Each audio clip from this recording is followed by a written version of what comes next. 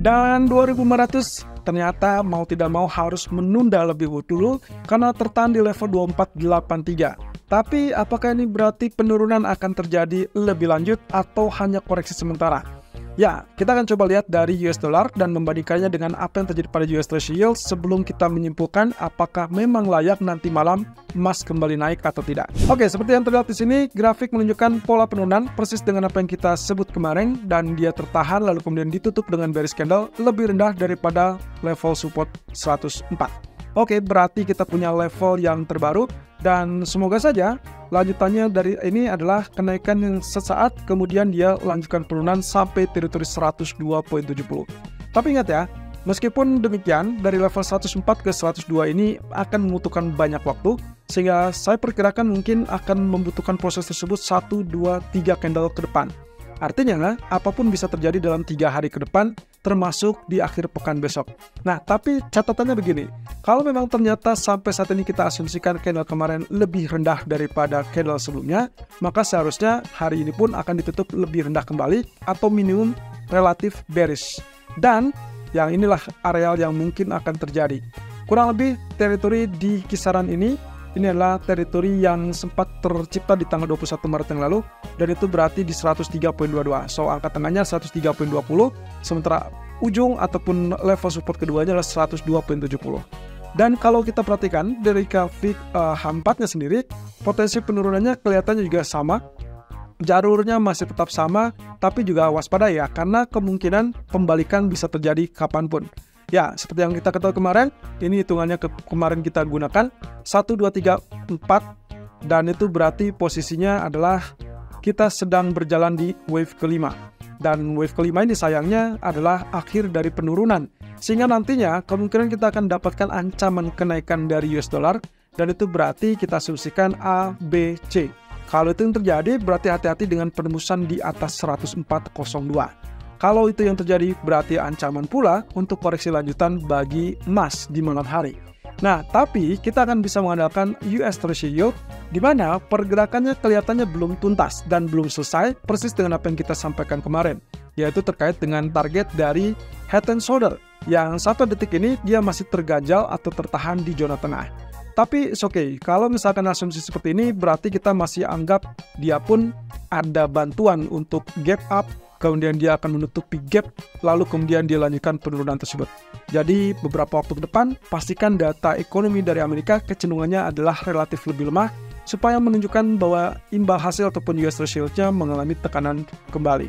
Nah, sementara kalau kita lihat dari grafik daily, jelas ini adalah ancaman yang serius juga, karena kemarin ditutup dengan inverted hammer. Nah, masalahnya adalah inverted hammer ini muncul setelah 3 candle bearish yang utama, berarti harusnya memang mengalami rebound.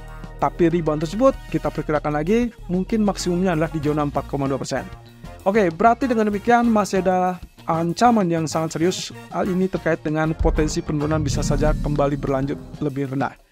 Nah, sementara kalau kita lihat dari grafik emas, kemarin dia turun dan tertahan di zona ini. Inilah 2451. Sementara kalau misalkan kita gunakan di sini adalah Fibonacci retracement yang terbaru, saya tarik dari bottom 2429 sampai puncak 2483. Yang terbentuk adalah 61,8% itu berada di 2450. Otomatis apa yang terjadi ataupun yang tercipta kemarin atau tadi malam 2451 itulah zona di atas 61,8%. Kabar bagusnya dia langsung rebound dan sampai detik ini pun bertahan di zona 69. Tapi yang perlu kita lihat kemudian hari ataupun di beberapa jam ke depan adalah kemungkinan potensi untuk terjadinya pullback kembali, entah dia menguji 2450 atau bahkan lebih rendah. Kalaupun misalkan lebih rendah, saya ingatkan kepada Anda, kita punya trend line di sini yang kemungkinan fungsinya akan relatif sama. Artinya, jika memang ternyata 61,8% tersebut ditembus, maka acuan kita adalah trend line. Yang kebetulan saat ini, kalau Anda perhatikan, zona trend line tersebut relatif berdekatan dengan zona 61,8%, jadi kita bisa artikan level support akan berada di kisaran 2445 sampai 2450-an. Selama area tersebut tidak ditebus, maka demand kemungkinan akan mendorong area tersebut untuk kembali naik. Dan asumsi saya, itu berarti kesempatan untuk terjadi rebound oleh double bottom. Ini dengan catatan, kalau misalkan dia rebound dan itu terjadi double bottom, maka konfirmasinya adalah zona 2470 atau 2468. Nah, untuk saat ini, itu yang paling tinggi untuk saat ini menjadi zona neckline. Tapi kalau misalkan kita lihat pergerakan tersebut lebih tinggi lagi, maka konfirmasi yang paling layak untuk strong bullish adalah 2483. Artinya kita perlu penembusan zona 2483 untuk melanjutkan kenaikan. Di sisi lain, grafik keempatnya penurunan masih kategori normal seperti dengan areal yang kita tandai kemarin. Artinya selama dia tidak tembus di bawah FE atau Fibonacci Expansion 61,8%, itu adalah teritori yang pas dan layak untuk mempertimbangkan zona buy. Terlebih lagi kalau kita gunakan patokan dari long bullish candle atau long white candle, di sini kelihatan bahwa penurunan kemarin itu tertahan masih di dalam bagian 50% real body candle. Ya, walaupun lebih rendah sedikit, tapi yang jelas dia tidak tembus dari bagian bottom ataupun low dari long white candle tersebut.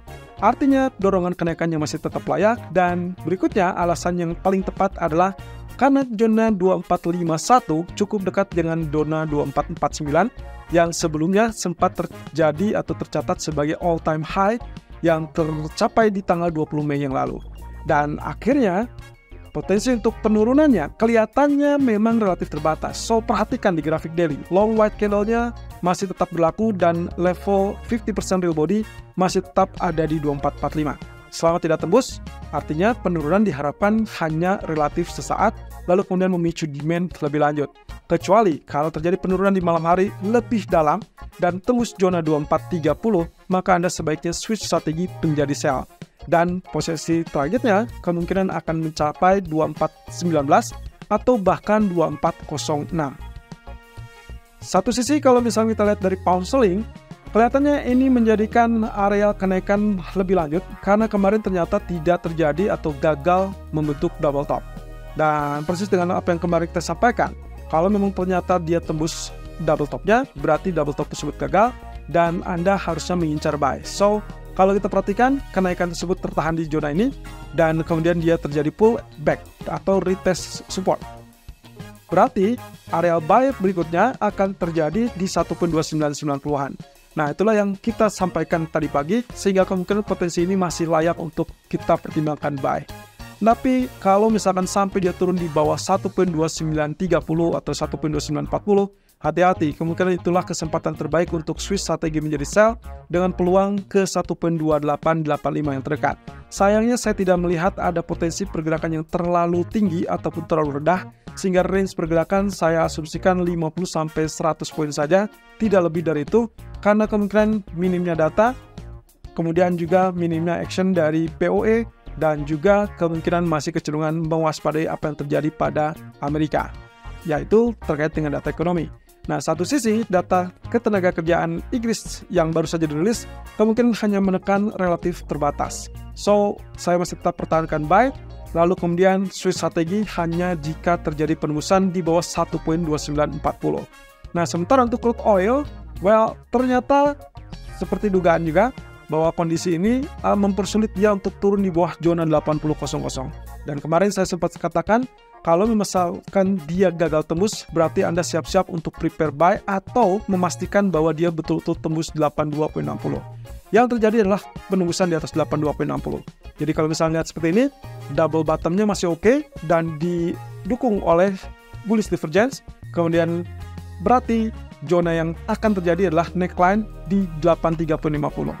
Nah, untuk skenario yang paling ideal, pullback saya harapkan di 8270, tertahan, kemudian dia lanjutkan kenaikan rebound sampai 8430, dan jika tembus 8430 ataupun 8450, lanjutkan ataupun pertahankan posisi buy. Ini karena posisi dari grafik daily yang sempat kita bahas sebelumnya terkait dengan potensi inverse head and shoulder ternyata masih tetap terbuka. Tapi dengan catatan ya, bahwasanya area tersebut baru akan terkonfirmasi jika terjadi penembusan 84.50. Jika tidak, hati-hati dan sebaiknya exit terlebih dulu, kemudian wait and see dan pastikan data ekonomi Amerika nanti malam tidak mengganggu proses kenaikan tersebut.